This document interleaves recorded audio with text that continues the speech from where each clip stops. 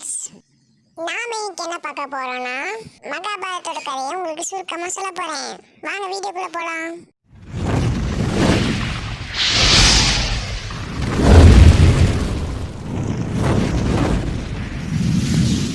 மகாபாரத போர் துவங்கியது. இந்த பக்கம் பாண்டவர்கள், மறுபக்கம் கௌரவர்கள். பீஷ்மர் அம்புமணி